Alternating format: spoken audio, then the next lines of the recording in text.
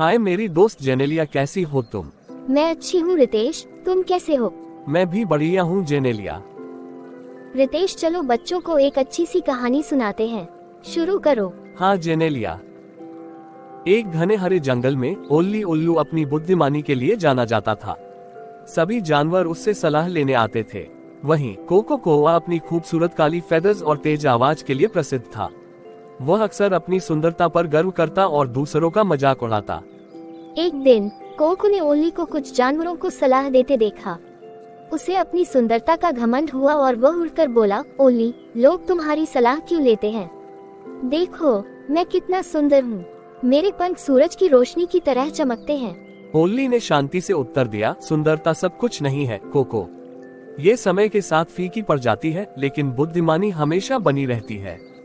Cocoa हंसते हुए बोला, मुझे बुद्धिमानी की जरूरत नहीं है, मैं सुंदरता का धनी हूँ।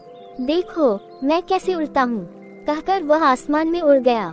जब वह उड़ते उड़ते नीचे देखा तो उसने एक चमकती चीज देखी। उत्साहित होकर वह उसे लेने के लिए नीचे आया, लेकिन उसकी लैंडिंग गलत हो गई और वह एक झाड़ी में फंस गया। उसने जितना प्रयास किया उतना ही वह निकल नहीं सका। उसकी कर्कश आवाज सुनकर ओल्ली नीचे आया। क्या हुआ कोको? उसने पूछा। मैं फंस गया हूँ, कोको ने शर्मिंदगी से कहा। ओल्ली ने उसे धीरे धीरे झाड़ी से निकालने में मदद की। जब कोको मुक्त हुआ तो उसने कहा, मुझे तुम्हारी बात माननी चाहिए थी ओल्ली। मैंने सोचा कि सुंदरता सब कुछ है। ओली मुस्कुराते हुए बोला, सच्ची शक्ति विनम्रता और बुद्धिमानी में होती है, केवल दिखावे में नहीं। ये सबक याद रखो और तुम और भी बुद्धिमान बनोगे। उस दिन से कोको ने अपनी सुंदरता की बजाय बुद्धिमानी को महत्व देना शुरू किया। उसने अपने घमंड को छोड़ दिया और दूसरों की बातों को सुनने लगा।